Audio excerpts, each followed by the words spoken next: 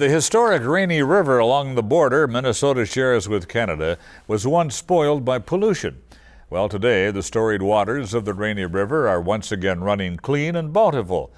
That remarkable cleanup is thanks to regulations and hard work by local industry, businesses, and citizens. Here to tell us more is Mike Kennedy, Watershed Project Manager with the Minnesota Pollution Control Agency. Mike, thanks so very much for being here. Well, the Minnesota Pollution Control Agency says the Rainy River is in excellent condition. How did that happen? Boy, it happened by a lot of hard work, Mr. Anderson, by a lot of people up in the Rainy River corridor.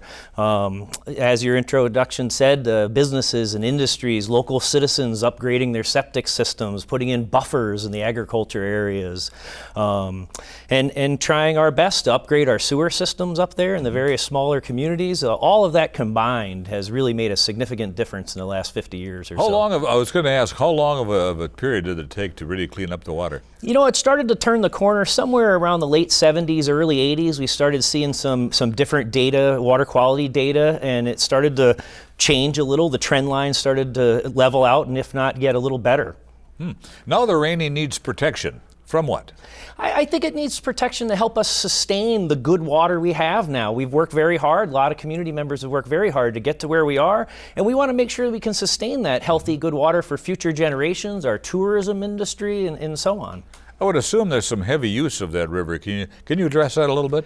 Yeah, you know, the river's very busy with fishing nowadays. Of course, you've got lots of good opportunity to catch a 10-pound walleye or a 5-foot lake sturgeon in that river. And so there's a lot of traffic on the river with recreational fishermen, both from the Canadians and the American side. The size of the Rainy River watershed is quite large. That includes the Boundary Waters canoe area, does it not? That's correct. The Rainy River Lake of the Woods watershed is 26,000 square miles, wow. 60% in Canada and 40% in the United States, includes Voyageurs National Park and the Boundary Waters Wilderness Area and much of Superior National Forest.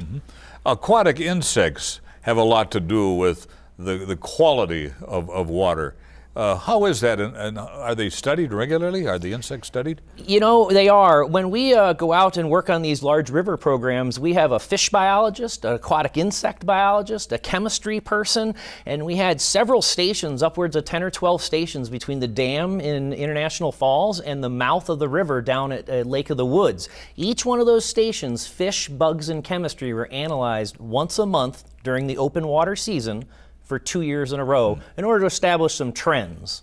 Can you talk to us a little bit about how that watershed is managed? I mean, it's the border of not two cities, but two countries. Oh, it's chock full of geopolitical jurisdictions, that's for sure. There's probably 35 to 50 different political entities that have a stake in the game between Canada, the U.S. We've got municipalities, First Nations on the Canadian side, tribes on the U.S. side, Treaty 3 territory in Canada, which is kind of different for most of us in the States to understand, but it's similar to the 1854 authority, if people are familiar with that.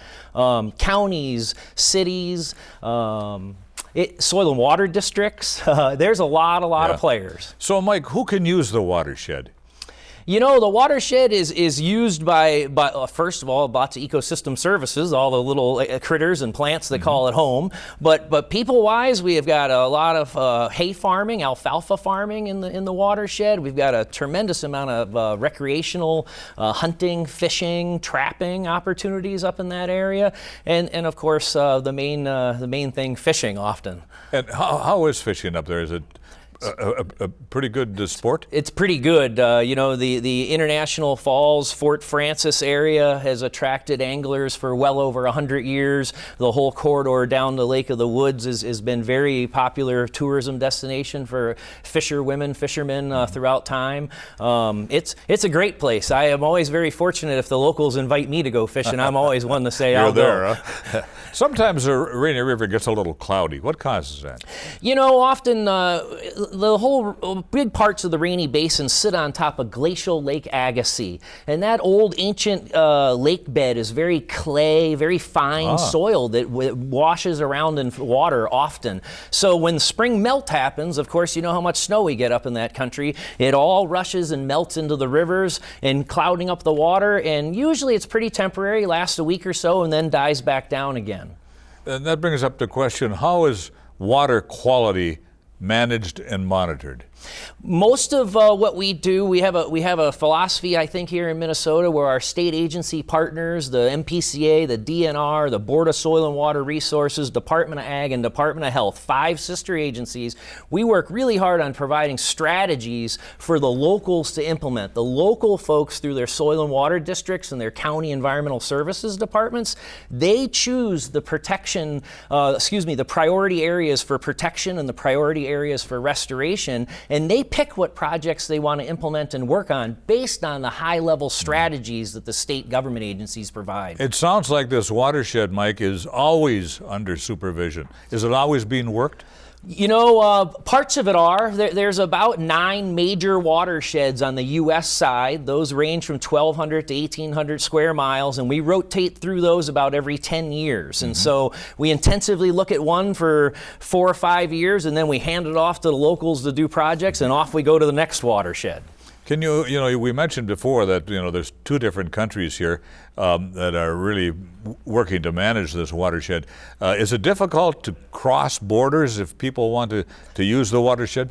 Well, it used to be pretty easy. Nowadays, of course, the border's closed, and that makes Right. things a little difficult. But traditionally up in that area, there's lots of intermarriages across the borders, lots of family on both sides. It is pretty easy to get back and forth.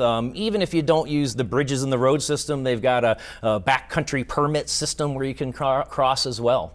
Are there still a lot of cabins in that area, or are those a thing of the past? There are quite a few cabins. Of course, nowadays cabin almost looks like a second home to many people, but there's still some of the old mom and pop cabins around.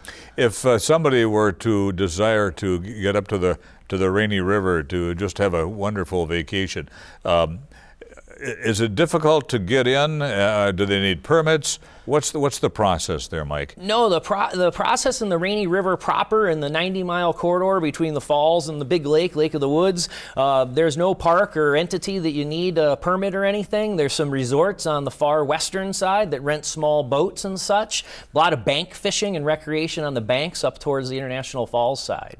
Mike Kennedy, I can't thank you enough for being here tonight. Thank you for having me. Really appreciate it. Great story to tell. Thank you so much.